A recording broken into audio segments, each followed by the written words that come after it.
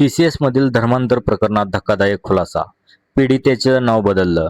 मलेशियासह Malegaon connection. TCS कंपनीतील धर्मांतर प्रयत्न प्रकरणातील फरार आरोपी निदा खान हिच्या अटकपूर्व जामीन अर्जावर सोमवारी दिनांक 27 नाशिक रोड न्यायालयात सुनावणी पूर्ण झाली. न्यायाधीश के.जी. जोशी यांनी दोन्ही बाजूंचा सविस्तर युक्तिवाद ऐकून घेतल्यानंतर अटकपूर्व व अंतरिम जामीन अर्जावरील निकालासाठी 2 मे ही तारीख निश्चित केली आहे. तोपर्यंत निदा खानच्या अटकेवर टांगती तलवार आहे.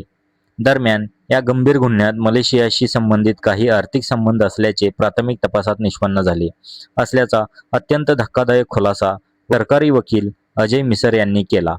तसेच जे जबाब या प्रकरणात प्राप्त झाले आहेत त्यात धर्मांतराचा प्रयत्न करण्यासाठी मालेगाव कनेक्शनही आहे, ते कनेक्शन मिसर यांनी न्यायालयासमोर नमूद केले.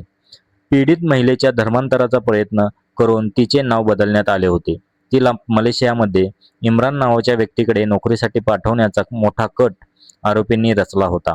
पीडितेचे धर्मांतर करण्याच्या उद्देशाने आरोपी निदा खान हिने तिच्या मोबाईलमध्ये तिच्या धर्माशी संबंधित ॲप्लिकेशन डाउनलोड करून दिले होते. तसेच यूट्यूब, इंस्टाग्राम लिंक आणि रील्सद्वारे धार्मिक शिक्षण पाठवले, असे ॲडव्होकेट मिसर यांनी न्यायालयाला सांगितले. पीडित मुलीला हिजाब परिधान करणे, रोजा पाळणे या संदर्भात प्रशिक्षण देण्यात आले, असेही तपासातून समोर आले असल्याचे त्यांनी नमूद केले. पीडितांनी दिलेल्या जबाबांमध्ये मालेगाव येथील काही व्यक्ती व दुव्यांचा उल्लेख असून त्यांची माहिती न्यायालयासमोर सादर करण्यात आली. या सर्व बाबींचा सखोल तपास अद्याप बाकी असून आरोपीकडील मोबाईल जप्त करणे अत्यावश्यक आहे. त्यामुळे आरोपीला अटकपूर्व जामीन मंजूर करू देऊ नये अशी मागणी त्यांनी केली. सुनावणी दरम्यान SITचे तपास अधिकारी संदीप मिटके उपस्थित होते. दोन्ही बाजूंचा सविस्तर युक्तिवाद ऐकून न्यायालयाने कोणतेही अंतरिम संरक्षण न देता निकाल 2 मे रोजी देण्याचे निश्चित केले आहे. यामुळे या प्रकरणातील पुढील घडामोडींवर सर्वांचे लक्ष लागले आहे. याचवेळी बचाव पक्षाच्या वकिलांनी महाराष्ट्रात स्वतंत्र धर्मांतर विरोधी कायदा लागू नसल्याचा मुद्दा मांडत कोणत्या कायद्याअंतर्गत हा गुन्हा बसतो यावर प्रश्न उपस्थित केला. निदा खान ही गर्भवती असून तिला अटकपूर्व जामीन मंजूर करावा.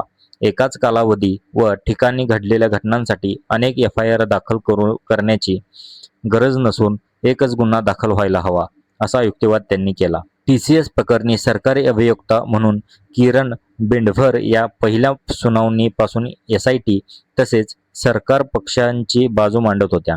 परंतु आता ज्येष्ठ विधिज्ञ अजय मिसर यांची नियुक्ती करण्यात आली. त्यांनी सोमवारी पहिल्यांदाच या प्रकरणात बाजू मांडली. या प्रकरणातील दुसरा